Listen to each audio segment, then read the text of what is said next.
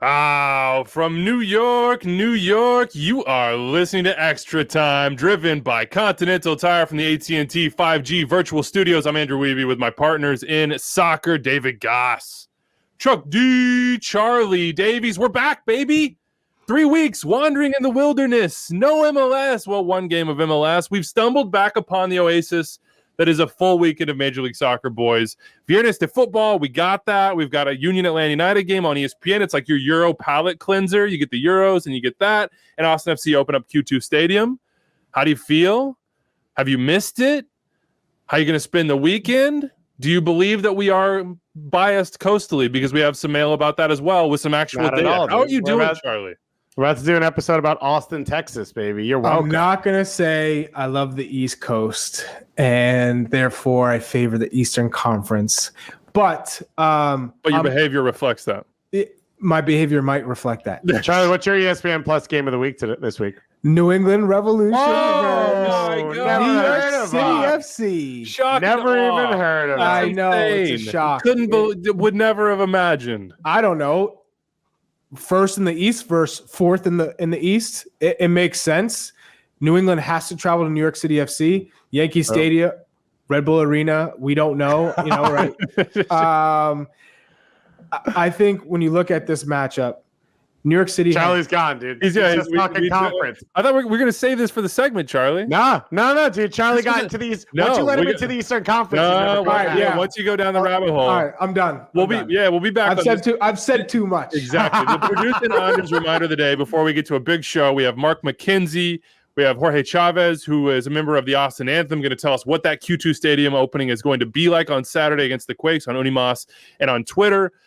We also have Israel Solomon, and you're going to see some different jersey numbers this weekend in honor of Juneteenth to celebrate, to educate. If you don't know when I say Juneteenth, what that means, what it signifies, what the historical context is, this is your cue right now to go hit the Google machine and do some research on that. We'll also help you understand it, interviews with Mark and with Israel. But here's our producer honors reminder of the day, which is that we are true coastal elites because one of our listeners, also named Andrew, also in Kansas City, clearly a good guy, who listens to Sporting KC podcast No Other Pod, sent this in to No Other Pod and then sent it to us about how we make jokes about how we're biased by the coast, and people say that I have a Galaxy shrine, or I guess I say that. But this guy was curious how bad that bias actually is. He's been frustrated a lot, heard us wax poetic about like LAFC, Atlanta, Seattle, etc. He tracked every single team mentioned, every single one throughout the regular season this year. Every time we mentioned a team, it went into a spreadsheet, and his hypothesis that we were biased is correct. He ranked it here, we'll put it on Twitter, of shield places by mentions. Number 1, Seattle. Number 2, LA Galaxy. No surprises there. Number 3, Inter Miami. That's both a positive and a negative for Inter Miami. LAFC are right after that. Let's see. We've got Minnesota. That's an Adrian Heath theorem right there. You have Toronto. That's a Josie and Pozuelo thing, as well as Armas. Philadelphia. Shout out the Union. It's the good teams, and it's the teams with drama. So I feel, because we have mentioned every team at least, 8 times, I feel vindicated. We do give out some... Vindicated? Is this I knew it. I knew I couldn't make one slip up here. It sounds like you're throwing in the gate thing like there's a controversy. You've now created a controversy with your slip up. This is now Vindicate. Exactly. I was going to let it slide too. No, Charlie. That's because you don't want to hear a gate because you're a Deflategate guy up there. You don't want to know about that. You don't want to get gates started. Anyway, we have the data. Official Weeby Gate. I'm just throwing it out there. We do have some good team drama bias, I will admit that, and it seems that revolves around the coasts. Let's get into it. We got Jorge Chavez coming up. Can I just throw out there that I picked Columbus to win Supporters Shield? That is located in the middle of the country. All of you picked LAFC doubles, so you guys are the problem, but I'm chilling. That's fair. Fine. Look, we have Jorge Chavez coming up. We've got Mark McKenzie. We have Israel Solomon on these numbers for Juneteenth celebrating. And there's a ton of stuff on MLSsoccer.com for you to check out in the meantime. The call-up had Jonathan Mensah.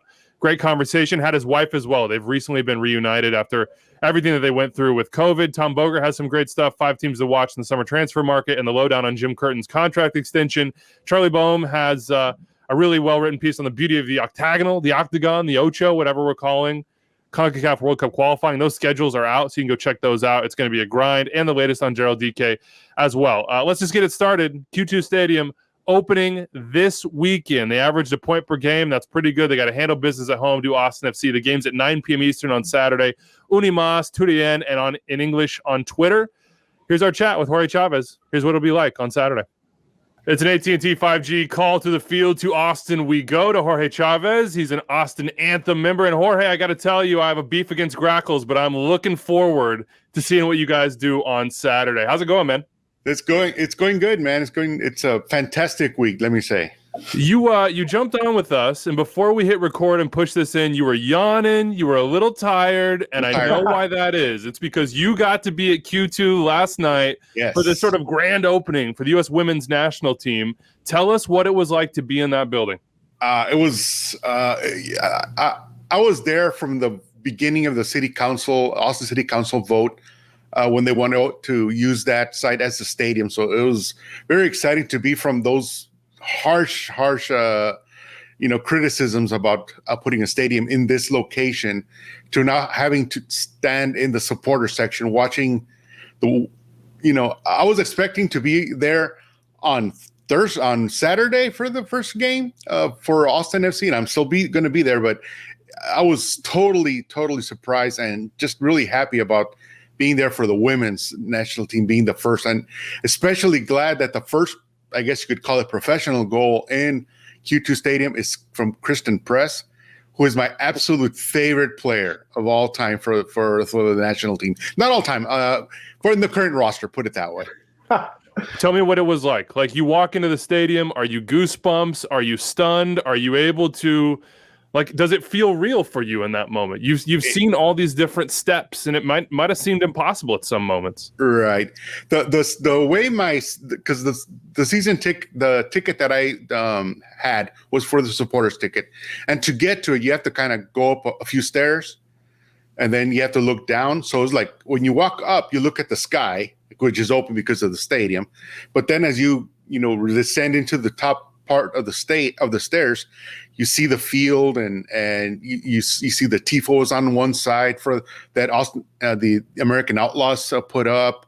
Because I was not there early. I was there right as the national anthem was playing, and I kind of on purpose. I just wanted to get a feel of the crowd, the energy that was there. So it was exhilarating, very, very exhilarating to be there. So I can say the same from home. It was loud moment it kicked off. Yep. What's the feel like in the building? What's the vibe going to be like for games? I'll say this because, like I said, I got there late, so I was walking around on the side, and you could hear the player introductions, especially Rapinoe when she was introduced as the lineup. You could hear it was loud, but it felt muted for some reason, and I thought, I'd expected louder. And the thing is that the way the stadium is designed, it's supposed to keep the sound inside the stadium.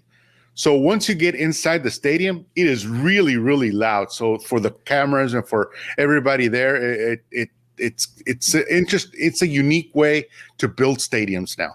Let's talk about Austin FC. Let's talk about the Anthem and all these other supporters groups. They're going to make up that section and make this special. You guys have been doing, let's call them dry runs. I've seen some like chant practices. You're going on the roads. So you're getting those moments in, those reps, let's call them. Right. What is Saturday going to be like for these supporters, for you? What are you going to bring to this atmosphere? What should we expect? It's going to be an explosion of happiness and not relief, because we already know what the stadium is going to look like. We like you said, we know that we've been inside practicing and all that kind of stuff. Especially just a little explainer here. There's three main supporter group, which is us and Austin Anthem, Los Verdes, which are they're kind of the makers of the atmosphere, and which is La Murga, and La Murga is kind of the band of the supporters group. So both of us kind of participate and help with that, and they're going to be the ones with the capos and the stands and all the music and everything, and so they're the ones mainly who the practices were for. And we've been doing this for years now. I mean, I remember practicing on high school soccer fields, and it was just 5 or 6 of us. And now there's 40, 50 musicians in that thing. So And as for the practice, we got a little criticized about that for holding practices in the stadium, but practice makes perfect, and we want it to be as good a show as possible on Saturday. Yeah, listen, I make Weeby practices intros time and again, and I still can't get them right. Yeah. But I agree with you. Give us a pulse of the city, though, outside the stadium, because I've never even been to Austin, and I've seen so much of it from a distance. I got that vax now. I'm ready to get on plane. I'm ready to get some green and get some tacos as well. What is the city going to be like as an MLS city? What's the club meant so far early on for fans and non-fans in the city? I think the city is starting to fall in love with the team. First of all, they've done very, very well. I mean, you can't for an expansion team to get 8 points out of 8 away games is very impressive, and I think it's just captured the love of the city. You go to any bar, any brewery, they're always going to show the games. You see what running around. You see people with stickers and with the shirts and all sorts of stuff. We held a watch party on the first kickoff game of this year. We had like maybe 1,200 fans, and it was still in the middle of COVID, if you think about it.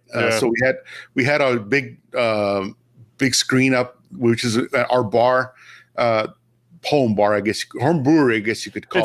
It's yours, Jorge. It's you our guys bar. own that. I love that. 1,200 people. That's yours. Brewery. It's all grackled out, and oh boy, don't even say it. And it's like maybe walking. It's like 6 minute walking distance to the stadium. You can see it from our brewery, and next door is Hop Squad, and there's like 7 or 8 breweries around the stadium that are just ecstatic about having Austin FC here, and but in general, it's just the atmosphere. I mean, our cry is verde listos. And a little quick story: I was in a fast food driveway, and I have stickers in the back of my car, so I'm waiting there, and then I just hear a faint listos. Well, what is that? And so I rolled down my window, and it's a guy in back of me shouting at me listos.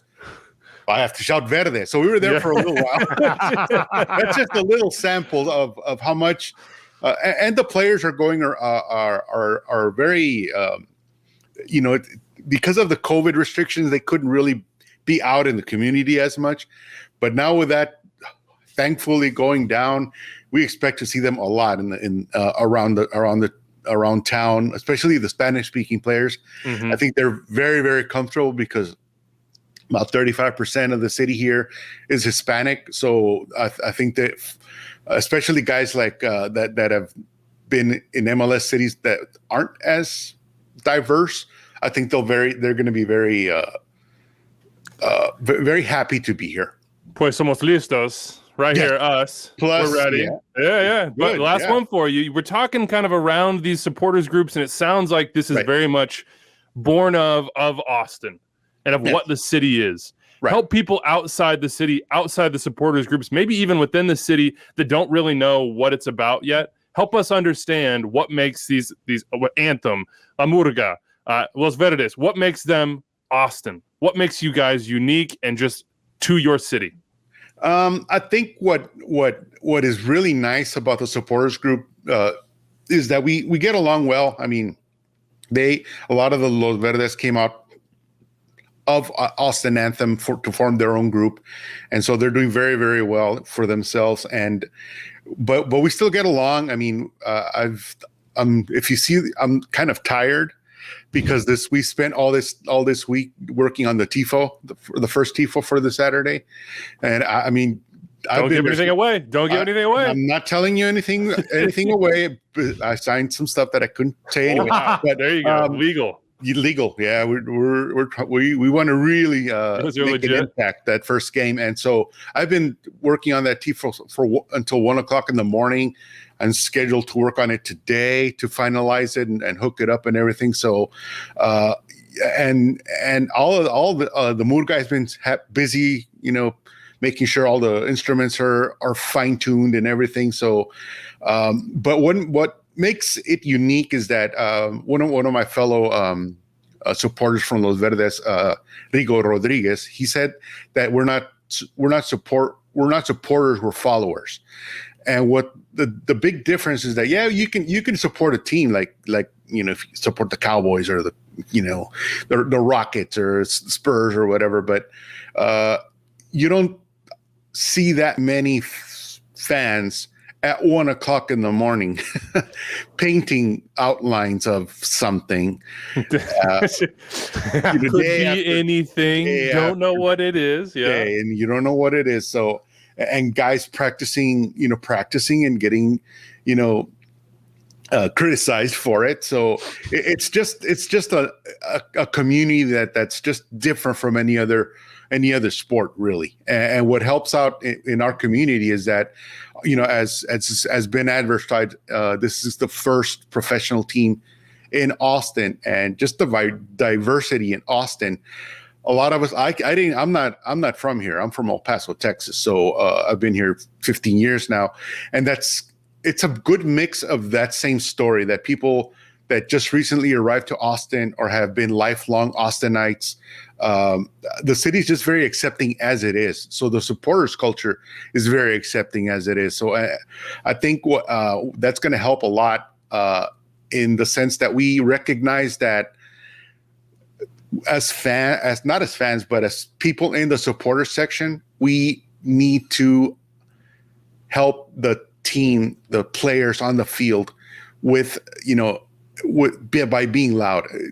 We admire places like LAFC with their 3252, Timbers Army, all those teams that have all those fan bases that see the importance of their relationship with the players during game day, during the game, that it helps them, and we've learned from that, and that's what we're gonna try to do. The community's coming home, man. 9 p.m. Eastern, Austin FC, San Jose Earthquakes, Q2 Stadium. The MLS debut, of course, it made its debut on Wednesday night with the U.S. Women's National Team. You can watch this 2DN, Unimas on Twitter in English. We look forward to seeing what you guys do. Jorge, thank you for joining us, man. Enjoy it. Get some rest. I know you got to recharge. You got a big weekend ahead of you. So get a little shut-eye. Get on that TIFO. Make sure you stick to your legal agreements here, and we'll see what you guys pop up on Saturday night, okay? Great. Thanks for having me, guys. We got a taste. The U.S. Women's National Team christening Q2 Stadium. It looked incredible. The MLS opener, of course, is on Saturday. You can watch it on Unimas in English on Twitter. Sounded incredible. Yeah, it sounded incredible. It looked incredible. I can't wait to see how they sort of develop the atmosphere over time, because the first run through is never going to be what it'll be, a year from now, 2 years from now, 10 years from now. And what a matchup it is, too. Some chaos. San Jose coming to town. Mateus Almeida. And, of course, Austin FC trying to handle business at home. What do you think about those stadium openers, in particular this one, Charlie? Like, what are those moments like? What does that mean to a fan base? What does it mean to those players that are going to take the field for the first time in Austin? Well, for the players and for the home supporters, it's a new house. It's your home. You want great memories from this, as all your memorable performances, whether it's your kids or your kids' kids, this is going to be their Coliseum. This is going to be a place that you bring your family to, that you come to enjoy the sport in your hometown, in your home city. I love it. I mean, the energy is always super high. There's that crisp new pitch, that you always love to play on. And I just think that the design it just keeps getting better with each new stadium that comes into Major League Soccer. They're trying to one up each other. It's like, I got to have the best stadium. No, I got to have the best stadium. So I'm super pumped to see it. I know the players, there's always a certain buzz within the locker room when you're playing in a new pitch. The locker rooms are always super clean and spacious. And I just think that it's just going to be so great for the league. All right. Check it out. Full schedule. We'll get to that in just a second. But first, an interview with Mark McKenzie. A lot went on with him, of course, around the U.S. national team. A lot's going on with him at the club level, too. We've got a long chat for you. Hope you enjoy it. It's an AT&T 5G call to the field to Mark McKenzie's childhood bedroom. What's up, Mark? How's it going, man? What's going on, guys? How you doing? I'm doing good, and I see the off-season vibes for the U.S. national team. I see Serginho out in, I think, L.A. and like the trike, whipping it. I see Tyler Adams in a supercar. I see you playing musical chairs, man. You're getting that quality time in with the family. I appreciate that. Listen, man, everybody wants to go to Miami, Greece, want to go to Ibiza. I'm just going to kick it here at the fam. My sister had her graduation party this weekend. So, I figured the best time, to spend my couple weeks off was with the fam, who I haven't seen in 6+ months. So, yeah, some musical chairs is always a good kickback. Keep you grounded, right? Give me the tactical approach with the family to musical chairs, because I saw varying approaches on the Instagram stories. Some people like to hover over the seat. Other people like to keep it moving and try to get the person in front of them moving. How do you approach it? I mean, I was a DJ just because I have bias because it was my sister, so I couldn't play. But how I approach it is contact is necessary, at all times. Although it's not proper musical chairs, in the rule books, or whatever. You have to make contact with the chairs. You got to know where the next chair is at all times. The DJ can pop it in time. So if you don't know your next move ahead, you're done for. And then you got to make contact with the person in front of you or behind you, because you got to create that space, that elbow room. Mm-hmm. And as soon as that music stops, every man for himself. So, you got to make sure you get stuck in, It's a little like playing center back. This is the most center back conversation I've ever heard. You got to time that hip bump just so they can't get the right lift. And then, exactly. That's how it is. Those are the guys that I just zoomed around. Okay. Let him try and body me or make contact. I'm going to just skip by real quick. Exactly. Charlie was the one. He was moving the chair. He was moving the chair on you. Yeah, you were going to sit down. He was moving the chair. Exactly. You're one of those guys. You're one of the guys where I'm sitting, and as soon as I go to sit, I fall on the grass because you done took the chair 5 yards away. You gotta do whatever you gotta do to win. That's it. Yeah, I respect it. It's a mentally tough game. Survival of the fittest. Only one person left standing. We're going to talk about so much with you today, whether it be Genk or the U.S. national team or everything that you went through after that game, and I'm sure have gone through otherwise, being racially abused, having the fans hurl some just terrible things on social media. I want to start, though, with the mental side of that U.S. national team game, because there is probably not a worse way to start that game for you than what happened. And yet you recovered. Like, in that moment, I was listening to Slices of Soccer, and he through all of that, sort of the mental journey you went on in such a short period of time. Looking back on your recovery, what stands out to you? Man, I think it's just honestly, I think the speed at which I recovered, I think that's probably the biggest thing. Because I know in the past, and this is me being honest, in the past, it would have killed me for another probably 10 minutes, 15 minutes. And then from that point in time, I would have already been in a deep enough hole where it's like you can't really get yourself out of it. I think I've matured in that way. I think just life experiences over the past, year and a half, particularly in the 6 months now where I've been away from, my family overseas and whatnot, I've kind of been on my own, needing to make my way here in European football. I think having the mental toughness, the mental fortitude, the resilience to bounce back from mistakes.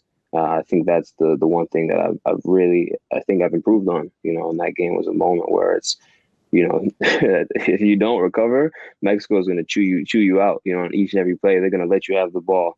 They're going to, as soon as it gets played in your direction, they're going to pounce on it. As soon as you carry the ball, they're going to try and pick out any pass because they know you're not confident. Any 50-50 duels. These are all little mental games that they're going to discuss, just like we will, if the same thing happened on the other side. You're going to look and try and find the quote unquote weakest link, and then expose that. And if it's on the back line, you're right next to the goal. And that's about it. Once you go up 2-0, it's tough. It's tough to come back. You need the momentum in order to dig yourself out of that. So, I think mentally the resilience to come back from that and that span of time. I think that was a big character building moment for myself, but a testament to the work that I put in just on the mental side of not allowing mistakes to eat you up for more than that second or that 5 seconds, and moving on to the next play. Because that's really all that matters at that point in time. Can't really go back and change the past, right? You can always live in retrospect, but it's the past is always going to be in the past. So, yeah. What was your first thought in that moment? And then how do you practically, how do you recover from that? Mentally, it's a mental game with yourself. Like, you make the pass, it's intercepted, they score. I can only imagine what would flash through my brain. Yeah, it was, did I just screw this up for my team? It's a 63 seconds into the match. It's a final. It's already been the biggest game of my career, at this point in time. Just now having an opportunity to play with the senior team, which has always been a dream of mine. not to have the opportunity, and to gotten a string of games, to start. I think that was big, and starting a national team tournament, that's it for me. That's what you work for, and then in the final against Mexico, the rivalry that you see on TV and you want to be a part of, you give up a pass that leads directly to a goal in 63 seconds of the match. Like, what just happened? Everything that I planned in my head prior to the match just flipped on its head, and of course those things flash through your head. You're like, oh man, what did I do? This is it for me. I'm done. National team, I'm done with. This is my chances. My opportunity's gone. And then I had to stop and I said, look, this is football, right? And at the end of the day, we can plan and we can work so hard, and things sometimes don't go as planned. So I need to snap out of this. So that's when everybody kind of, Zach was like, hey, let's go. And at that point I kind of stepped aside and just took a knee, said a quick prayer, let's go, because you're good, you got this, you're here for a reason, you're built for this moment, you're built for this. And then shake it off, take a deep breath, and then we get back into it, and I think at that point I was like, just flushing it. So for me, you're in the same situation in World Cup qualifying to start the game. Is it I'm lumping this thing forward, or is it I just got to execute that pass better, and I'm not afraid to play short? Or did Greg say, hey, I know we want to play short, but against Mexico, a game like this, let's just play it into space? How do you approach that next time? Yeah, I think we can discuss it before the game of what to do, but you kind of have to read the moment. The football of these things, they pop up on the fly. You can plan for one thing and then the complete opposite happens, as I learned. In that moment, in the heat of a final, when they're high pressing and they're full of energy, and I go back and do it again, I'm lumping that thing 60 or 70 yards, even if I kick it out of bounds, give the team a chance to recover, get our shape again, and World Cup qualifying, if we're in a way, and the pitch is crazy and there's crazy bounces and this, that, and the other, just lump it, there's nothing wrong with that. Priority as a defender is to defend, right? So as much as we want to play pretty soccer and guys can get pissed off, oh, what are you doing? Why'd you lump it?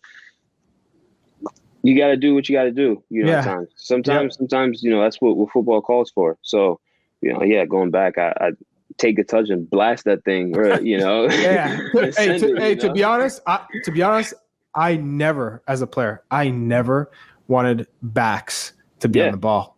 Yeah. Get that. If you can't get it to a midfielder, just put it down the pitch. Put it in the channel. I'll get to it. Oh yeah, of course. Exactly. Yeah, that's where it goes. Yeah, put it in the channel. Hey, look, don't even worry about it. Just put it in the channel. We're all gonna be good. In the channel. I got it. Of course. It's not out of bounds. It's into the channel. In fairness, Charlie, no one can play on the ball like Mark did that you played with. No offense to Gooch. No offense to Boca. It's different now. It's a different game. Yeah, it's different. It is different. But I think in that moment I'd put it into the channel, and just let us step up, squeeze the lines, and not put them under pressure to get our shape, and really fill out the game some more. Because that ultimately kind of put us in the back foot to start the match a little bit. So, yeah. You said that this is the dream. Mexico final senior national team. Taking away that moment, the rest of the experience, the way the game played out, the feeling on the field for you, watching it happen, being a part of it, did it live up to what you thought it would be? Oh, yeah, absolutely. Had everything you could have wanted. Everything in CONCACAF you could have wanted. You see or didn't want. Or didn't want, honestly, So we're not going to get into the technicalities. But yeah, it had the goals. It had the intensity. It had the fights and the flair. It had the goals. It had, it had what you wanted as a spectator, and as a player. Of course, as a defender, I don't want that many goals. That's, for my team, yeah, but conceded against, no. But look, it was a rivalry, right? And both teams were fighting, and this is the first, I think, really the first time we've met up since a Gold Cup final. Was the Gold Cup final, yeah? Certainly, there was the one Miazga. Yeah, I think it was, the height measuring game. Yeah. That was that game, yeah. So it's a lot of emotions built up for that time, and to finally, after a year of COVID and not uncertainty with everything, and not having an opportunity to really go head to head with each other, with all the anticipation. I think you really got to see it. So yeah, it definitely lived up to everything that I could have wanted. Now it's maybe going to Azteca and competing there. I mean, we don't. Charlie's here. I had to mention it. Hold on, we'll let him get to it. The more things change, though, Mark, the more they stay the same. With U.S. Mexico in particular, and this one felt for fans, and I count myself certainly among them, just like this bonfire lit on what is this sort of, at least in CONCACAF terms, like kind of the ancient rivalry, you know what I mean? The one that has it all. I'm not sure anything gets me more jacked up other than the goals than to see you guys go into sort of these like mano-a-mano, a little bit of scuffle, pushing matches and be up behind each other 100% when you're watching it. I know the whole fan base was feeling it. It's just like, yeah, let's go. We're here. I mean, what did those moments feel like? What did the rivalry feel like? And who is the number one Ishhauser on the team? Kellen Acosta was getting it in on that PK. Of course, Weston is in the mix. Like, who embraces those moments the most, you think? Man, okay. All right, so to the first part, yeah, it was like, yeah, it was something too. It's like a new school edition of the old school rivalry, you know, the young kids on the block, you know, and there was so many questions about, you know, do we have the fortitude? Do we have the edge, you know, to kind of deal with this Mexican team that's been together for a while? And yeah, they have this, that, and the other, you know, and everyone calls, oh, the U.S., they have a bunch of, you know, really good individuals. You know, what do they look like as a group? And I think really getting together, I think that was a telling moment for this team, you know.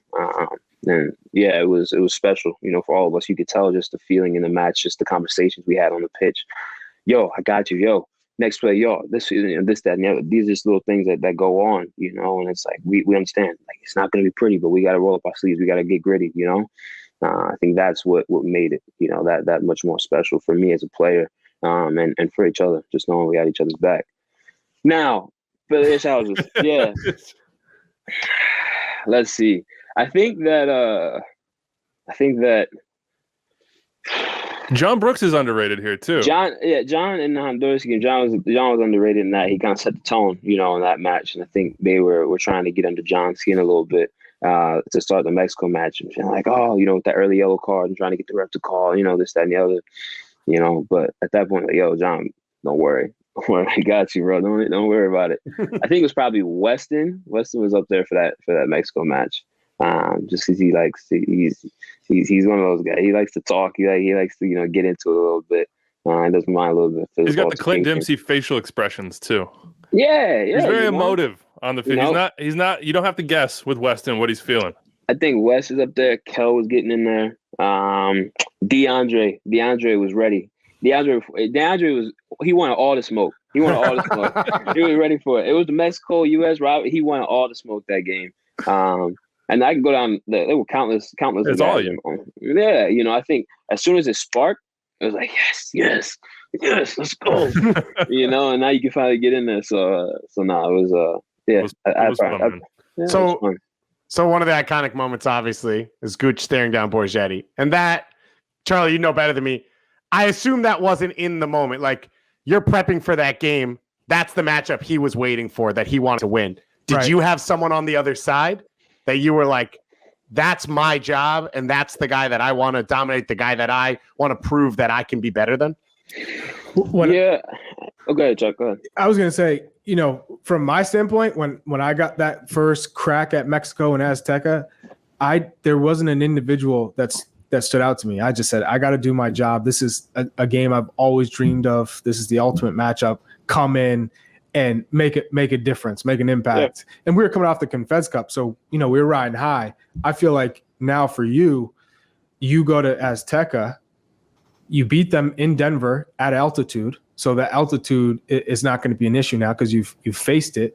Now with the fans, you got a little sense of it as well, because it was probably 80% Mexican fans in if not more. Put that on steroids, that's Azteca. Mm-hmm.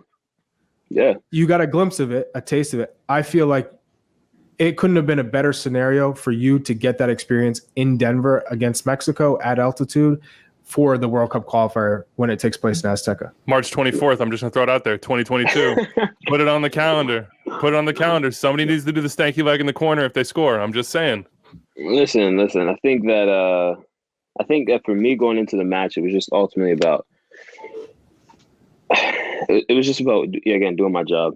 It was my first final, with the national team. I think coming in just with the mentality of what do I need to do for the guy to my left and my right, the guy in front of me, behind me, in order for them to succeed, and from there, what do they have to do in order for us to succeed, So now it's a domino effect in a way, that's what we talk about. Everybody do their job at a high level and we'll be fine, And again, it may not be pretty, but as long as we win our duels, as long as we handle the matchups, on the time, as long as we know our roles, then we'll come out on the better side, hopefully. Sometimes football isn't like that, it's not fair, things don't go your way at times, but we do our jobs and we'll be happier, with the end result. So I think I don't necessarily, of course, you see guys like Lozano, Tegatito, you see Atuña, who I played against LA Galaxy. So, their attacking front is quality, right? Hector Herrera in the midfield. We weren't sure Guardado was going to play in the midfield. I think you see their quality.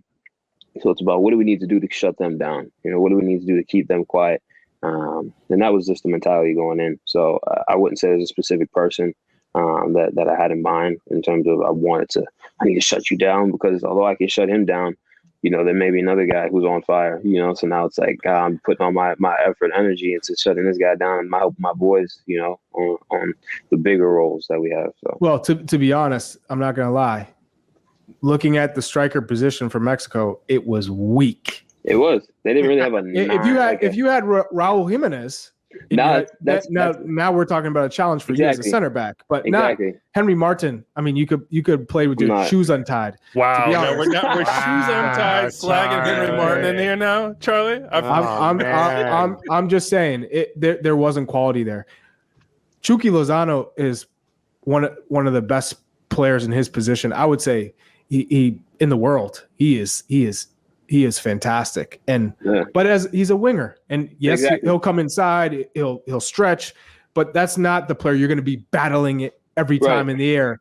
Raul Jimenez, even a Chicharito, if he all of a sudden got called in, those are players that you're really matched up 1v1. Right. So yeah, again, these are guys who are kind of playing that false nine, kind of pulling wide to make runs in behind you. As soon as a guy, has time and space when the ball turns, you got to check your shoulder because he's coming in with this cross backline run. So yeah, I think if it was Raul Jimenez, you got your hands full because he's so dynamic, he's strong and hold up, but he's also lethal in the box. So that's a different thing. Even if Alan Pulido, if he started, it'd be a different kind of matchup on the day. So. Let's talk about World Cup qualifying before we move on to the negative side of all this. I'm looking at the schedule here, these 3-game windows. Wow. I mean, that's going to be hard, just physically, mentally difficult throughout the entire time to get to the ultimate goal. I mean, this is what it's all about. This is what we've been building towards. What has Greg said about this cycle? What do you think of when you look at this and see, like, in 6 days, you got 3 games, and they're really all must wins ultimately? I think this window here, the entirety of it, man.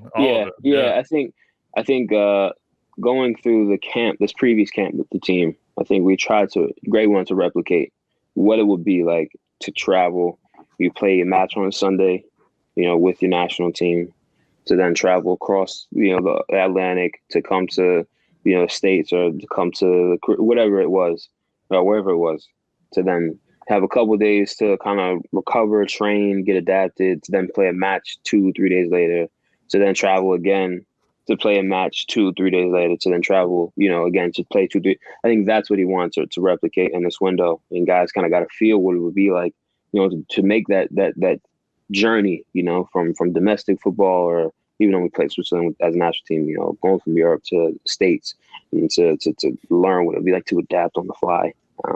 It gave us a good taste of what it would be like, and how guys felt, how guys would manage their bodies, how guys would, manage the load and whatnot. So it gave us a taste for it. Again, you don't know, because qualifiers just has a different feel to it. It's World Cup qualifiers and everybody's fighting. It's all the Nations League, it's the inaugural tournament, and it's tremendous, honor and everything of that nature. We got to the trophy. But World Cup qualifiers, only a few teams go to the World Cup, out of our region. So it's every man for himself. It's a dog-eat-dog world. You go into environments where, and I've been to a couple, but at the senior team level, it's just different, and I said that on sites, but it's just different. It just has a different feel to it. So when you do go to Honduras, you go to El Salvador, or you go to Trinidad, or you go to Jamaica, these are environments that are just different. The pitch may not be great. The conditions, it's going to be hot. You're going to play at 3:00 in the afternoon in the Caribbean, which for those who haven't been to the Caribbean before, it is a sauna in the afternoons. The sun is beating down on you. It's humid, so these are all different conditions and factors that you have to put into play. And they still have to go out and compete against 11 guys who are also wanting to advance to the World Cup. And then you got the referee, you got, these different all these different factors that go into it. So I think mentally we all have to step up, take things to another level, as soon as we come together, realizing this is going to be a gritty process, and it's going to be one match at a time. We can't look ahead to, we got Honduras, we got Costa Rica next week, so we just start preparing. Nah, we got Honduras today, and we got Honduras tomorrow, and we got Honduras until we have to prepare for Costa Rica. So that is the mentality that I think that we need to keep, in order to be successful in this process, because it's tough with 3 games in a week span, 9 days. So you mentioned that experience in the Caribbean. Obviously, every game's a big game, but you have family in Jamaica. You obviously have a connection there. Have you thought about what it's going to be like to play against them in a big game? What the emotions, what the experience will be like? Yeah, I already got Andre Blake messaging me trying to play my games, so that's my boy, love Dre, but I got family, I got ties to Jamaica, so it's different, and ultimately all my family's happy to see me playing with the national team, playing football at the highest level, enjoying my game, but again, you go back to the land my pops was born in, I spent time in, I got family there, so it's one of those special moments, that you get to kind of go back and reminisce on some times, I remember getting mosquito bites, and I had I was like 6, I had a big old mosquito bite on my head, so yeah, it was bad, mosquitoes out there on steroids, so, just little moments like that, that take you back. A whole lot of blip, blip, blip, blip, blip. Yeah. Exactly. So yeah, take you back to those moments, you reminisce a little bit. But ultimately, I'm there to do a job, right? I'm there to help my team qualify, and advance, and qualify. So it's great, but at the same time, I want to see my team win. So that's the goal. Zach Steffens on this show said you guys are looking to do something bigger, and we're all behind you in that sense. You mentioned your family. We've talked about the positives here. Let's talk about the negative. I thought it was really brave of you, but also you showed immense strength in the moments after that game, because it was a game in which you made a mistake. It was a game in which it might have been easier for you afterwards, being racially abused on social media. We heard the chants coming from the stands in those videos. It might have been easier to be silent, Mark, like to just sort of push that down the road, and you weren't. You stepped out earlier in national career and said, no, unacceptable, can't happen. This is what happened to me and my family. Talk us through those moments for you of seeing those messages, of that moment in your life where you had to make a decision. What am I going to do right now? And then the decision that you made. Yeah, it was one, because everyone, a lot of people know me. I'm not very confrontational, in the sense I stand up when I need to stand up, and I step back when I think about things prior to making, an action. So it was one of those moments where, as a footballer, I knew I made a mistake. I made a couple mistakes in that match. I won't deny it. I'm not perfect. It wasn't my greatest match ever, right? But at the same time, this is football, and that happens. So I'll learn from it, and I can take critique. I can take the performance critique. I can take that as a player. But when you start crossing the line of attacking my family personally, you start racially abusing myself, and my teammates got it as well. When you cross that line, now you're going from critique of performance to trying, and I said it before, but now you're trying to degrade somebody, make them feel inferior, in a way, verbally. And people say, words, 6 stones, break my bones, but words aren't this, that, and the other.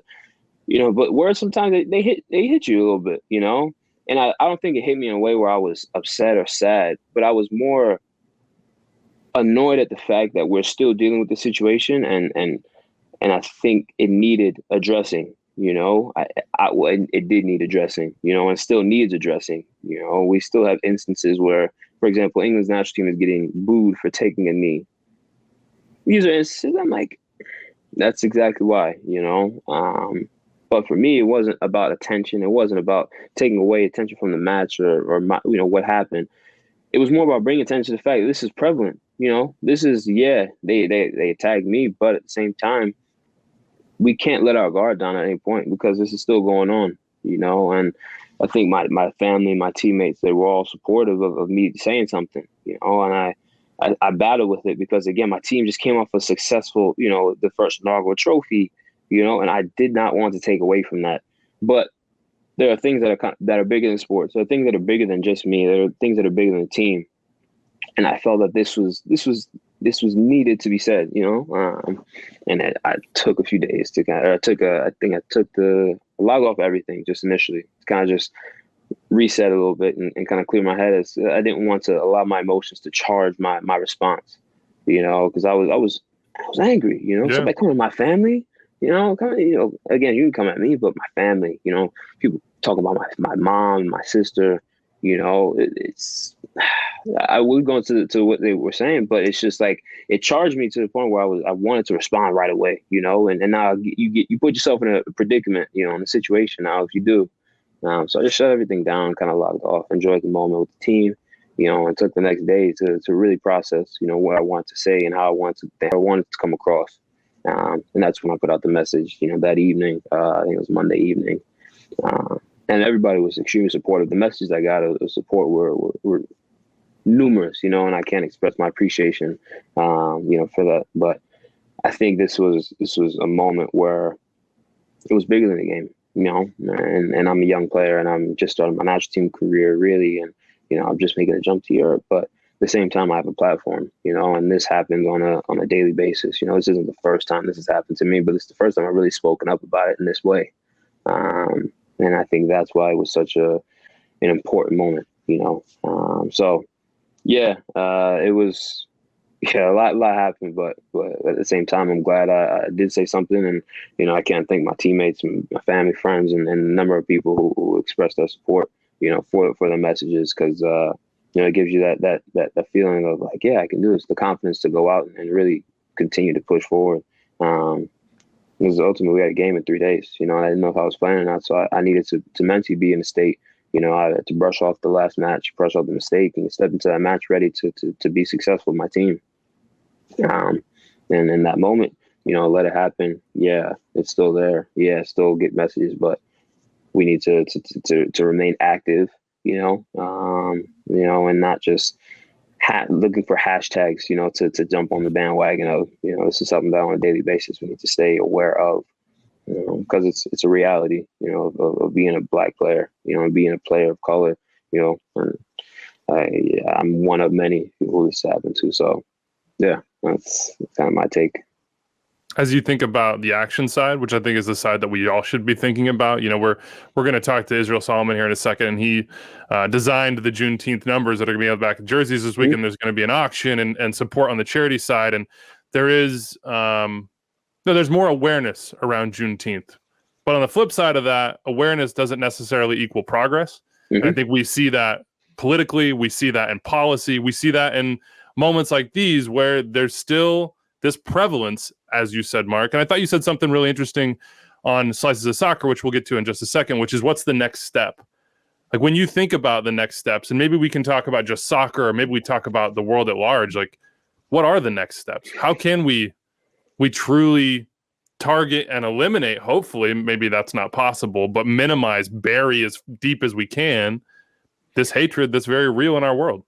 Yeah, I think that's a really deep question, because I think it starts, with individuals. I think it's something inside, that something that triggers, a moment like that. We talk about, for example, social media and how it's such a huge resource now, in this world that we live in, where you can connect with people all across the world. You can build network relationships, you can build brand relationships, that and the other.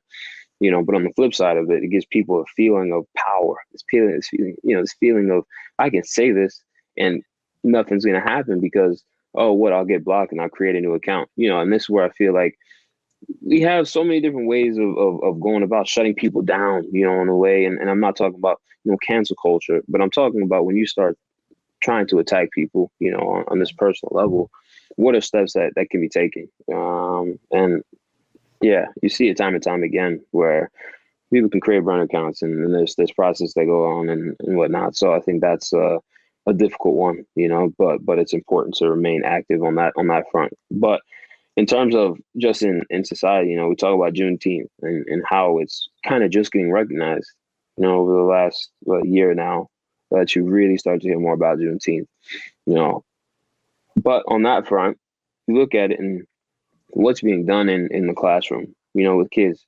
I didn't know about Juneteenth. Coming up in social studies and history classes, I didn't know about it until, I had my cousins and whatnot trying to tell me, start introducing me to it, So when you talk about people learning about it, if you're not learning about it on a daily basis, in the classroom, we talk about, American history. This is American history, this is a huge part of American history that we have just skipped over, Mm-hmm. We talk about the basic facts on, we always talk about the Civil War. We talk about Abraham Lincoln, Emancipation Proclamation. Yep. We talk about, this, that. Why are we now just starting to open up the doors to really understanding, African history and African American history? That's the part for me that is so difficult, to really understand. My sister is 4 years younger than me, and she just not found about Juneteenth. Just graduated high school, So I'm like, you trail this back now to when I was in school, and now you trail it back to where we are now. When are we going to really introduce this? Because I think if it doesn't happen, in the classroom, it ultimately needs to happen in the household. And I think that's again where uncomfortable conversations are had, but progressive conversations are had. That's where you really start to build these foundational principles of life. Mm-hmm. And that's where I feel like at times, sometimes these feelings of hatred start to arise because it's something missing, something that may have triggered somebody, an individual, past experience, to the point where it's kind of hasn't gotten checked. It hasn't gotten checked. It hasn't, and it constantly builds up to the point where now they may have this deep-seated disgust or disliking for another person or for a concept or an idea. And that is why personally I feel we have now gone so long with so many things that have gone unchecked. So we can talk about politics and how we express we want these rulings to create change, and how in the first few weeks, we're making progress, and now what's being done, what's really being done. We talk about, for example, police reform. What's being done in terms of educating officers who are, for example, working in inner city communities and building these relationships with the communities. How are we bridging the two worlds? So now we can kind of move together, and hand in hand in a way. And it's not going to happen overnight, but at some point, when does the bridge start being formed? And I don't feel like there's enough being done. Juneteenth is just being introduced. But what about all these reforms and policies that we talked about prior to that have been discussed but haven't gone anywhere? And so. I think a lot of it. I was one to never have heard of Juneteenth until last year, right? So I think I've had a phenomenal education, as good as one can have. Never heard of it, and then I look at the root. Why is some of these things really difficult to talk about? We don't want to bring up the past. We don't want to bring up how we treated people within this country and how we built this country off of people's backs. We don't want to talk about that. Hundreds of years of we've moved on from that. We weren't involved with that, so why should we have to talk about that? I think there's a lot that goes into it. You could go layer after layer after layer and break it down, but I think what I've learned over the past year and a half or so is that these conversations help us move forward. Absolutely. because it is an awareness thing. It isn't a self-education thing. And a lot of these instances that we see, injustices and it's really down to just being ignorant. Mm-hmm. And sometimes it's not knowing you're ignorant, or just guilty by association. But the more we're aware, and we talked about it with Robbie Rogers, Colin Martin, people that are dealing with it when it comes to in the locker room. Can I be myself? Can I come out to my teammates? Well, if people are aware of how to speak in a locker room and how to talk and what's acceptable, what's not acceptable, well, guess what? People are going to feel a lot more comfortable being who they are and not hiding anything from their brothers within the locker room, coaches, fans. So I think like we're talking about now, there are so many parallels because people always have to fight for equality, fight for inclusion, fight for opportunity. The more we can talk about these things, the more we come together as one. And it's all about humanity. This isn't a political thing, which I think a lot of people like to get that caught up into politics. And as soon as you talk about something that's controversial or makes you feel uncomfortable, you're like, oh, yeah, that's politics. We don't talk about politics. And I deal with it on a professional level as well. Just certain companies, they're like, we don't want to talk about it because we're not a political company. Well, this isn't political. It might get tied into politics, but this isn't political. This is humanity. This is about just treating people with respect. Yeah, exactly. So, I love how you're on the forefront for this generation currently, and that you are a fantastic role model. And you're going to be the role model to my kids as well, right? Because they're 5-year-old boys, want to play soccer. They're going to be looking up to you, and you're somebody that I'm like, man, I'm proud that here we go, Uncle. I better see Reese and Dakota rolling around in McKenzie U.S. national team jerseys. Send that Genk jersey over too. I told him he owes me a jersey, so I'm waiting for that. Wow. No, Charlie, we meant kids' jerseys, not for you. Not you. For your children, man. I'm saying I got to throw myself into that. I mean, look, he just teased something there. Charlie did. We did talk to Robbie Rogers and Colin Martin yesterday. That interview is going to come out next week. And I think it's one that you'll really look forward to, everybody listening right now. It is extremely powerful. It's emotional. It's tough to listen to at times, but there's a lot of important messages for us in there. Mark, I want to get to so much more with you. And one of the things is that the Orange Slices podcast, I don't know many players in your position at the level that you play with some of the scrutiny that you're under that would choose to be a part of a project like this. Tell me why that was something you wanted to do. Like, what does it represent for you in your life?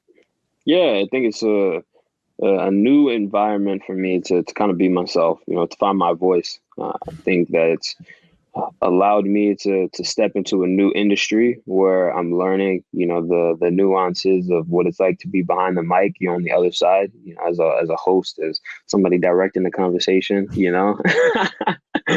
I think that's, it's been interesting to me, and it's allowed me to tap into a new side of, my mind, a creative side.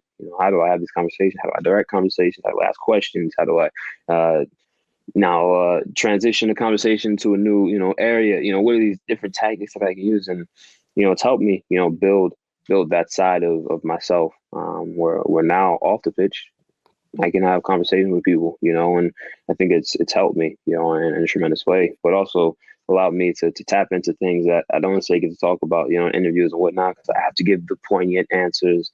And of course, when you're currently, a footballer, it's different because you can't talk about things to the same depth, and the same level of detail as you would is if you're not playing anymore. It's different, but it's kind of given me the platform to speak up on things that, for example, the justice, reform, all these different topics, what it's like to be on the pitch, and compete with guys, different stories that I've gone through, and then building that connection with guys who've also played, and guys and their experiences and how things have changed and evolved.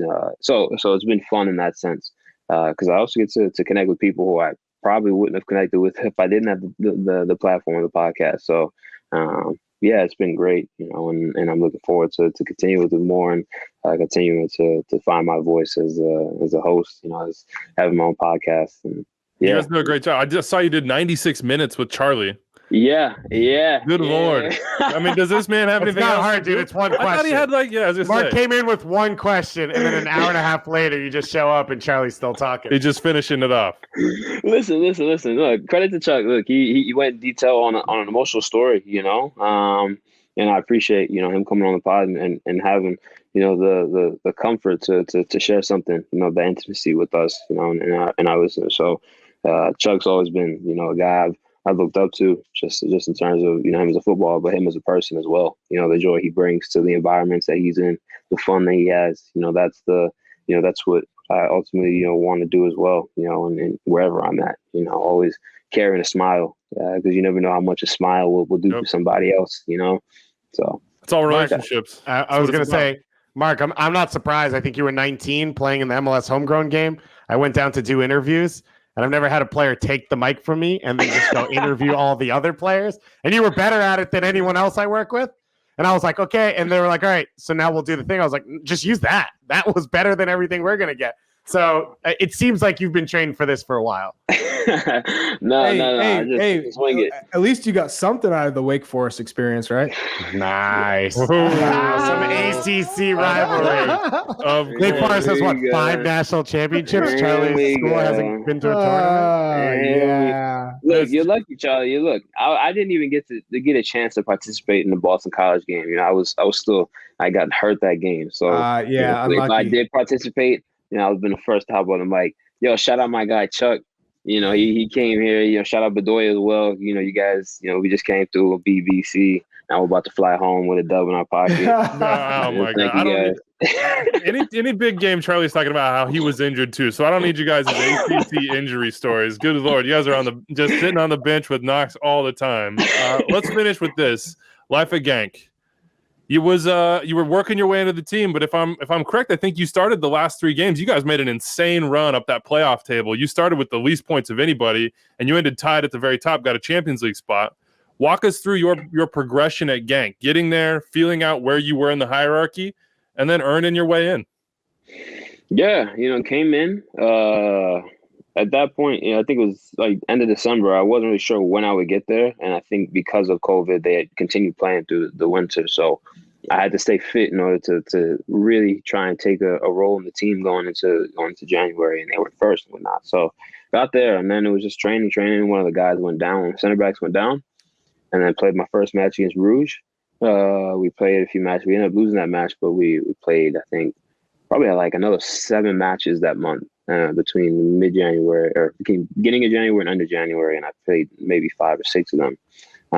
But the team just wasn't playing collectively, as a unit. And we had a lot of adjustments, moving parts, moving pieces. The manager put guys in different positions, trying to find the right combination. And ultimately, it was just about guys buying in to do their jobs on both sides of the ball. And ultimately, I think I was out of the 11, probably like played the cup match against St. Truiden, and I think that kind of sparked us and sent us. But I hadn't started a match probably from mid-February through April 4th or 5th, and going through that period there where it was like, I'm in a different country now, just finally got settled in. Now I'm not playing. The team went through a difficult stretch. We went from being in first place to dropping to 4th place, in the span of a few weeks.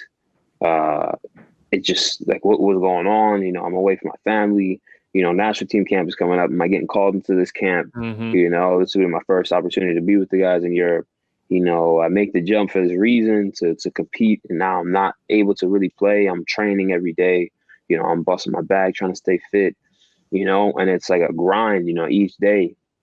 And get through the window, don't get called in. That was difficult. And then finally get through that. And I think one of the center backs was suspended for the upcoming match in April. So preparing myself for that, kind of like getting back into it. Like, hey, your opportunity's coming up. You do well with this, other opportunities will rise. So prepare yourself. We did well with that. We won, but we were on a stretch at that point in time as well of having, I don't think we lost a match in March. So if something's not broke, you're not going to fix it, right? So as a footballer, it's tough because you want to be playing all the time, but you also understand you got a routine, you got a team that's playing in form you want to keep it moving, keep it going with that. So that was tough. And then again, we were winning, so that it helped, and ultimately played the game April, and then the Cup semifinal against Anderlecht, got Centerbait's red card coming off the bench, in the 75th minute of that game. We're up 2-1, and trying to close the match out. And then we have the Cup final, coming to the Cup final to close the match out, win that game. We step into the playoff and still not really in the 11. And then ultimately step in probably the fourth game in, come off the bench, play. And then, we go on a tear. I think we had lost one match in the last 3 months of the season. That was the last match to Antwerp. So to end the season with a trophy, in Europe, to end the season tied on points to help qualify for a Champions League spot. I think these are all highs for me. That kind of it showed me, where I developed in a sense, where I'd gone through the 6 months and it was tough, but you came out on the better side for the work that you put in, for staying and trusting yourself, trusting the process, grinding each day, all those ups and downs to live in, and playing in Europe. You stay level-headed, you stay, humble through it all. You'll thank yourself for it on the other end. So, can you talk to the listeners about how competitive it is in trainings? Because you were at Philadelphia Union. It's probably as competitive as it gets in Major League Soccer. But then when you go overseas, and you're not in England, you're not in France, but you're in a competitive league with a team that's going to be competing in Europe.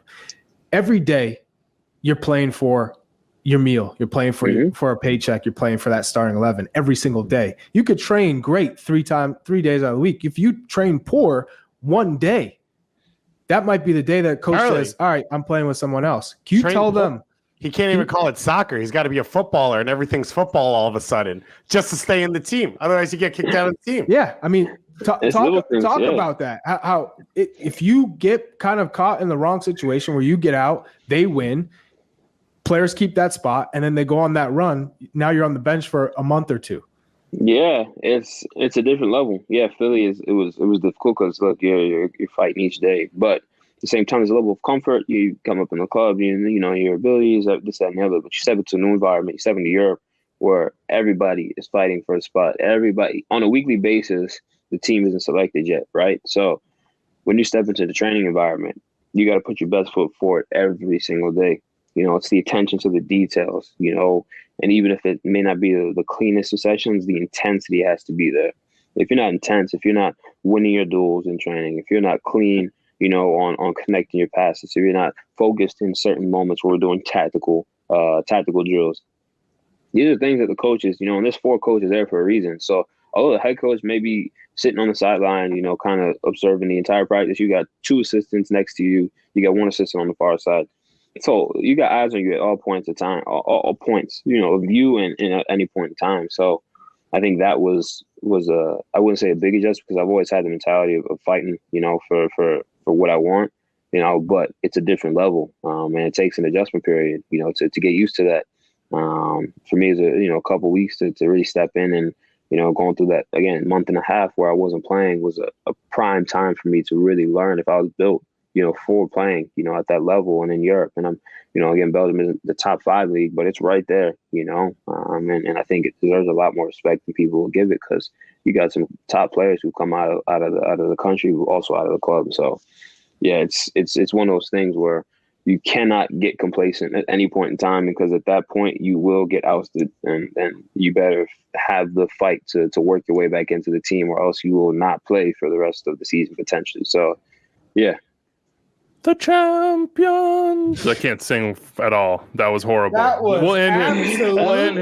I had to try it. I had to go for it. I kind of went weak with it though. I didn't really I didn't project the way I should. I would expect too honest. Should have gone. Is that serious, guys? Sorry, I was my own tone. I was trying to go too high and match the opera style of it. We'll leave you on that one, Mark. What is that? When you hear that song, when you think about that opportunity, that has to just make you smile, man. That's what it's all about. It's the dream, man. You know, Eddie as a footballer, just man, it gets me amped up. You know, just thinking about it, having the opportunity to play in Champions League. You know, it's not a Champions League final, but hearing that anthem is what you dream about. You know, as a footballer, and having played. You know, Christian was just with us and explaining his experience in playing a Champions League final and the build up to it, and all the work that went into that and that entire journey. That like it gives me goosebumps, you know, talking about it because it's, you know, it gets you amped up, you know. You gotta be wearing the right kicks for that match. I'll tell you. Listen, I got my kicks. Don't worry. We had a meeting discussion. We'll get to that in a second. But the Champions League, is like it's the pinnacle of club football, right? And that's what you want to take part in, and not to have the opportunity to take part in it. You know, we have two teams we play in qualification, I should say. But the anthem's coming on just the same, you know, and it's going to be a fight, you know, because everybody wants to get in the group stages to compete, to get into the spot to win the trophy. The champion! I was going to say, somebody got to see. There was. Somebody had to try it. Yeah, you came with the right energy with it. Yeah, you hit that note. I appreciate that. Mark Anders is hitting us up saying, if you guys don't rap, we're not going to be able to finish the show. He's probably right. I usually never listen to him, but in this case, I think I gotta. We appreciate your time, man. Good luck with everything. It's awesome to watch you sort of climb the ladder here and do your thing. And we're just glad to be observers on the journey. No, I appreciate you guys. Thank you guys for having me. And make sure you wear the right kicks for the right occasion. That's all you guys. That's good advice. Good advice, living. Mark McKenzie. I appreciate you, man. No, I appreciate you guys. Take it easy. Big thanks to Mark for joining us. Always a joy to talk to him. Always a lot of smiles. Wishing him the best of luck, man. I'm never going to try to sing the Champions League anthem ever again in my entire life. So I can promise you guys that as well. Let's talk about MLS this weekend. National TV. You have, of course, that Q2 stadium opening on Unimas. You've also got LAFC Houston Dynamo right afterwards on Unimas. You have a double header there, as well as some incredible MLS Live on ESPN Plus games. LAFC Houston, though, Dave, you kind of said, would you say Houston is LAFC light at this point? Yeah. I think I've been saying that since the beginning of the season. They're not a team. Obviously, LAFC has Carlos Vela. They have Eddie Atuesta. They have Mark Anthony Kaye. They've got a ton of talent. But also, you look at a guy like Mark Anthony Kaye, and that wasn't what you would say about him when he came into that team. Right? So I think they're a team that, while they have a ton of talent, the sum is greater than the parts. And that's what Houston's trying to build. And it's, if we believe the way we play and we are cohesive and fully committed, we can outperform what people expect of us. And I think that's what you've seen from Houston.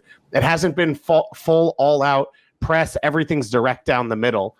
It has been a fusion of trying to possess, trying to outplay teams, and also trying to press high and create opportunities. And I think Tab Ramos is taking that from the school of Bob Bradley and trying to build up the players he has and create opportunities. So I think it's really interesting the way they've built this team. I've said it since the beginning of the season. I think Houston's been one of the most entertaining teams to watch. It was a great matchup the first time we saw these two teams go against each other. So I think it's a good litmus test for where they stand now coming out of this international break. And maybe nobody needed the break more than LAFC just to get healthy, just to refocus. Will we see the sort of team that we thought we were going to get? That I thought we were going to get. I mean, LAFC is an interesting spot. Maybe I should get a counter that I can help this guy. Exactly. Well, it's the national TV game. We got to talk about it. But here's the thing for me that I've thought about a lot with them is that their championship timing was screwed up by COVID, and everybody was screwed up by it, right? But this was a team that was built to win last year, and it just everything went to pot for them, whether it be injuries, whether it be the conditions in the world. They are playing with a ticking timeline here because you see the rumors around Diego Rossi. You see the 1-year extension, no more for Eddie Atuesta. You see Carlos Vela, who has a contract coming up as well and has had his injury issues. Like, this is the time. They need to go win something. I think they know that. So this is sort of another start for them after a long break. On Sunday, the national TV game is ESPN, Atlanta United, Philadelphia Union at 2 p.m. Eastern. As I said, that's sort of a Euro palate cleanser for you there. The Union are rolling. Atlanta is still scuffling. I think they have 1 win in 5 games or something like that. But I just want to say big congratulations to Jim Curtin on his contract extension. There's rumors, or they just said it, the clubs are after Ernst Tanner, after Chris Albright. When you build something good, when you start selling players, when those players have success in Europe and you have success as a club, these are the things that happen. But they got Jim Curtin locked in long-term here. Now, Charlie, ESPN Plus, your game of the week. Give us the pitch, baby. Eastern Conference, Giants, NYCFC, New England. Why should people watch this game? I think for New England standpoint, they got the job done on the road against FC Cincinnati. Not the toughest opponent. They brought Jeff Cameron in, which made them a little bit stronger in the back. No doubt he will make them better defensively, but they still have so many players who are not up to par right now. And whether it's the structure, whether it's the tactics, whether they need to just get new talent, they haven't been great. But this New York City FC team has really performed. They have come together. Obviously, the loss against Columbus Crew, they were winning the match until Lucas Leroy had 2 brilliant free kicks. But they just came off of a road win against LAFC. That was impressive. They go down a man and they still win. They came down a goal to get back in the game. They lose a man and they still got the 3 points on the road. For New England, can they go to New York and beat New York City FC, who seems like they're moving on up as a team? The number 9 position needs to get solved for New England. Is it Gustavo Bo or is it Adam Buxa? And if it's not Gustavo Bo, can he get going playing from the left wing position? Because not only do you have to get goals from him, but he has to defend. Since Carlos Gil has played the number 10 position, they've looked dangerous in every aspect, every phase of the match. But defensively, the 2 defensive midfielders, or the 2 midfielders who are playing alongside Carlos Gil behind him, need to be better in the defensive transition moments throughout the game. So I think for the Revs, that's where they need to improve. And for New York City FC, if you want to prove that you're going to be a contender in the Eastern Conference, then you have to win this game. East Coast bias continues.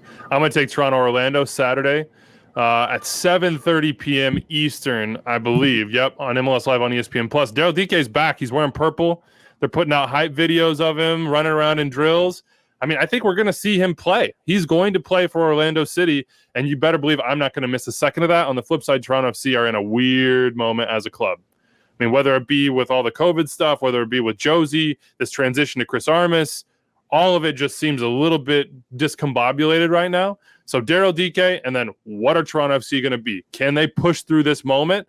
I want to see all of that, and I think it's going to be on display. I hope Daryl gets a start. I don't know if he will. Kind of seems like he'd probably come off the bench.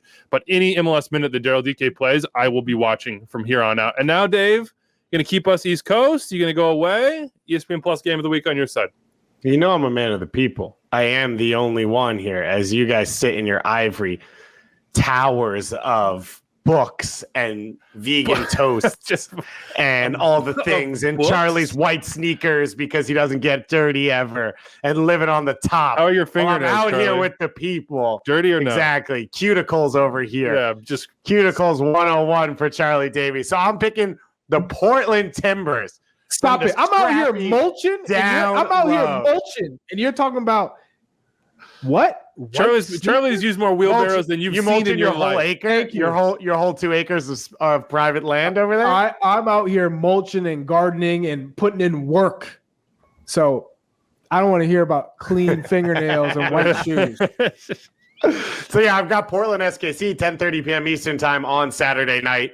I think these are 2 of the top 3 teams in the West if they're able to get their pieces together and get going. So as we talk about coming out of these breaks, where does Busio line up consistently? And you've got a potential big Gold Cup coming up for SKC, in that they could lose Alan Pulido. They could lose Busio. So you want to try and get points together now. And on the flip side for Portland, feels like Laris Mabiala could be back now. That's a big piece for them along the backside. And you're starting to build towards, you hope, Sebastian Blanco being available. So a lot of pieces that could be coming back into the team. And I think this could set the tone going forward for these 2 sides. Yeah, full coverage of the week at MLSsoccer.com. Of course, on Monday, we will be here, and we will not have any guests. We've had a number on this show, and we'll have one more, but we'll really break it all down as MLS comes back this weekend. Let's get the lowdown, though, on what you're going to see on these jerseys. In celebration of Juneteenth, from Friday through Sunday, every team is going to wear these commemorative numbers on the back of their jerseys. Those jerseys are going to come in a special box designed by the artist we're about to chat with, which is Israel Solomon. That box is incredible. We will send out images of it. It's truly beautiful. It's truly educational. It's powerful as well. And then all those jerseys are going to be signed, the game-worn ones, and then auctioned. So you'll have a chance to own these. And that's a really cool opportunity. We'll put out more information on that as well. But for now, let's hear about the process behind the design, behind the art from Israel Solomon. It's an AT&T 5G call to the field. We're going to Indianapolis, to Israel Solomon, who designed these awesome numbers you see on the back of the MLS kits in honor of Juneteenth this weekend. They come with an incredible box. All the players are getting them. They're going to sign them. They're going to wear them. Then they're going to be auctioned off. It's a project we're really happy about, and we're also happy to be talking to you, Israel. This is incredible. I checked your out, man. I saw the numbers. I was like, hold on, let me see what he's doing. Congratulations on the project, and congratulations on everything you accomplished. It's beautiful. Oh, Andrew, thank you very much. It's much appreciated. I'm so happy to be linked up with Major League Soccer and Black Players for Change, and to be able to produce this work is just an honor to me. So tell us how it started, what the process was like, and how you want people to see, or how you think people might see the end product on the jerseys, but also, as I said, on this box, which we'll tweet out so you can all see. It's really a work of art. Yeah, it's wonderful. You know, I'm so happy to be able to collaborate with MLS and BPC for this. So the way that this project started is I linked up with Ray Gaddis, and Ray Gaddis had been following me on Instagram, and I follow him as well over the last few years. And, you know, I post my work. That's what I mainly use my Instagram for, is just to post progress images, post my work and things of that nature. And Ray from time to time would reach out to me and tell me I'm doing great work and keep up the good work and just being extremely positive. And a couple of months ago, Ray linked up with me and wanted to have a phone conversation. And, you know, I was all for it. He said that he had, you know, a potential opportunity that I could work on. I know that he does a lot of great work here in the Indianapolis area. So I'm like, yeah, I'm all for it. I definitely would, you know, be willing to work with you on a cool project. So Ray passed my work over to Major League Soccer and Black Players for Change. And it just so happened that Major League Soccer and Black Players for Change is working on this project to commemorate and celebrate Juneteenth. They saw my work and they thought that it would be a great fit. And Justin Morrow was also in that contact as well. So the first individual that I spoke with outside of Ray Gaddis was Justin Morrow, who's the executive for Black Players for Change. And, you know, he expressed his sentiments about my work, and, you know, he was into what I do, and he was attracted to my work as well. And he is the one who introduced me to the Juneteenth project. And, you know, they were both organizations were interested in what I do. And we had a meeting probably about a month ago or so. And, you know, we talked about the project, what the vision was, what the goal was, and that's how things got started. So, you know, just through those circumstances, you know, I became attached to this project. So one thing I would say, especially for individuals who are artists or are looking to grow as artists, is you never know who's, you know, paying attention and who's looking at your work. So, you know, you always want to try to present your best work, because there could be people from all across the world, all across different avenues, you know, that are looking at what you're doing. So once we got together and we had that meeting, there were discussions about, you know, what the work should represent and what it should say, you know. And with me being an educator, I'm a former middle school art teacher, and I've had other opportunities in education as well, like the Children's Museum of Indianapolis. I understand the importance of education. You know, to me, in order to progress in any field, you have to have an open mind and you have to be willing to listen and learn. And I think that, you know, with this Juneteenth project, you know, it's a great opportunity for individuals to do just that. And it was a learning process for me too. And, you know, I'm definitely open to that. It was a very collaborative piece. So Black Players for Change, I spoke with a few players from that organization, as well as some individuals just within the MLS organization. And one of the things that I noticed immediately was everybody that I spoke to was extremely passionate, and they felt authentic to me and they felt intentional. So that let me know that, you know, I was going to be in good hands throughout this process. So it ended up being a piece for me that I felt I could educate with. And the numbers, the messaging on the numbers are very upfront. You know, it's celebratory. It says Juneteenth, 1865, celebrate freedom. However, the box that the numbers come in was that opportunity for the messaging, for the storytelling, and for, the educational aspect. And, with those things, we collaborated, and I think that the product came out very well. And I'm amazed by the work, and I'm just happy to be a part of this. And I'm glad that I feel that my art translated well to this project. Well, I can say just getting a look at the design and the colors and just the scheme, I'm thinking this is incredible. This might be the best Juneteenth work I've seen, and I haven't seen too much Juneteenth work. Maybe just a year's worth, to be honest. Yeah. Because I feel like for most people that I've come across, Juneteenth was really not prevalent. Not too many people I knew celebrated it. Not too many people I knew talked about it, were aware of it until George Floyd, and then people realized, whoa, we have to come together. And a holiday like this is what I think brings us back to how far we've come as a country, where we were, how can we celebrate Black history, but also not only Black history, Black culture, and where we are today, and how much work we still have to do, right? How much work is left to be done. When you look at your piece and your design, what strikes you most as far as that educational component? What are you trying to get across with your design? Basically, what I wanted to get across was a sense of Black pride, for one. So I decided that when I was creating the piece and doing my research, I noticed that a lot of work that was inspired by Juneteenth included the red, the black, and the green, which is the Pan-African flag. So, I use a lot of bright and vibrant, bold colors in my work, light white, white colors, light blues, pinks, oranges. But I wanted this to be significant and, impactful in regards to the holiday. So what I wanted to do is I wanted to take those colors and I wanted to use those. I don't know the whole ins and outs of the flag. I'm not going to say that I know the complete history of the Pan-African flag, but I have a general understanding and like what the colors stand for as well. So, the red representing the blood that was shed and lost in the fight for freedom, the black representing the Black culture, us as a people, and then the green representing growth, the opportunity for growth, and the growth that's been made as well. So, I wanted those colors to be implemented into the design. And then inside of that, and, along with BPC and Major League Soccer, I wanted to recognize freedom fighters as well throughout our history. And that's why, we came up with having Harriet Tubman and Frederick Douglass represented, who were both abolitionists and, fought to end slavery. And they also fought for other things as well, like Frederick Douglass and women's suffrage and things of that nature. So I wanted those educational pieces to be added into the work.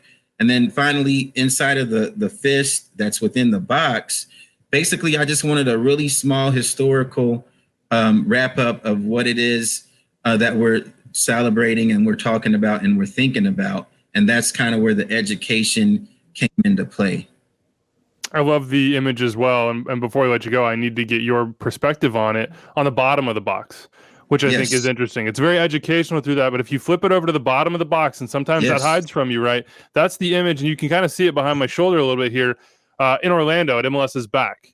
That long, 9-minute moment of silence, that demonstration by Black players for change, their moment to really come out in the world and say, this is what we're about and this is what we're going for.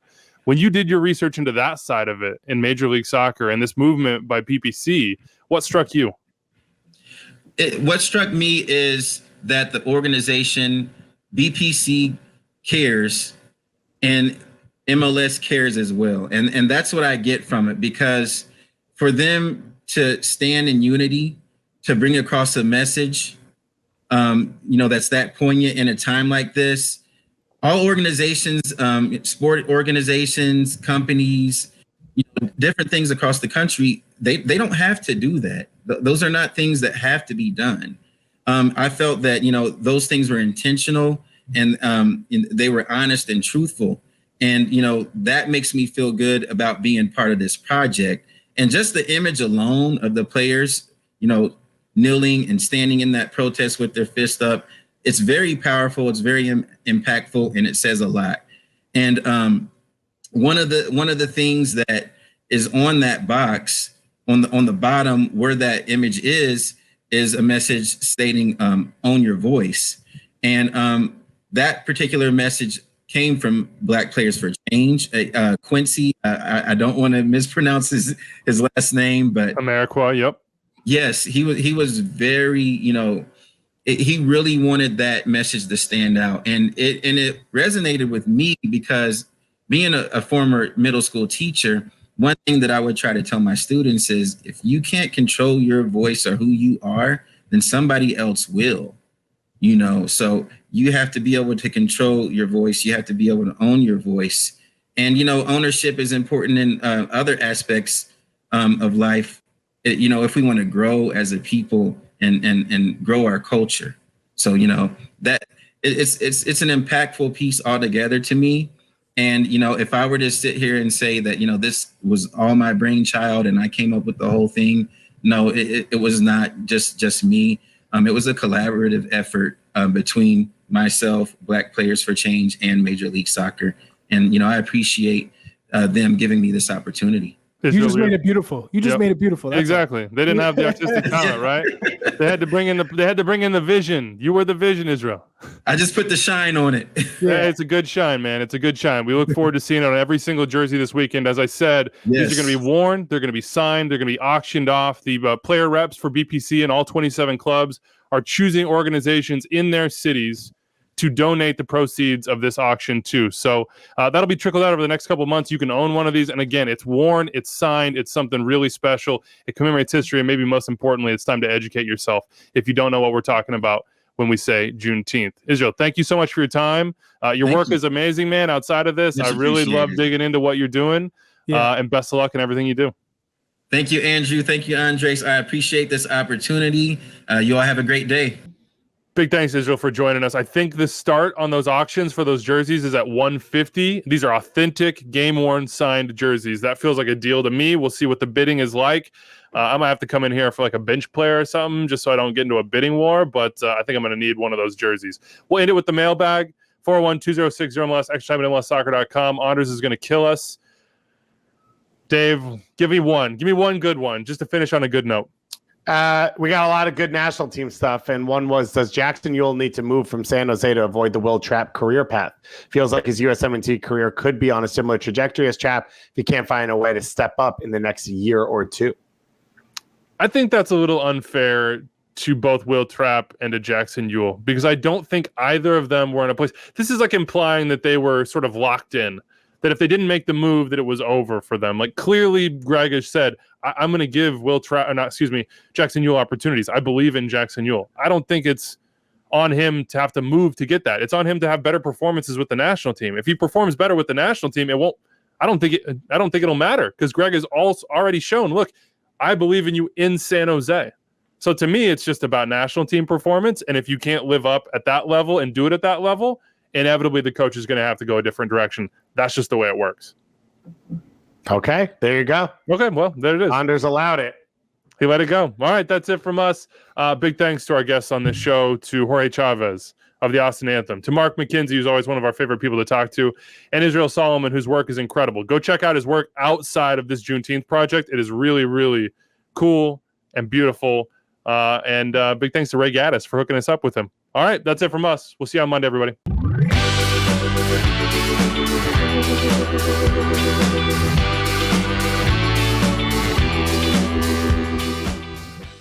So you made it through and even enjoyed more than an hour of MLS talk with Extra Time driven by Continental Tire. That means that you should go subscribe to our podcast wherever you listen to them, and you should also check out more Extra Time on the MLS YouTube channel. If I can point right there, click right there, and subscribe to the MLS channel right here. Have a great day, folks.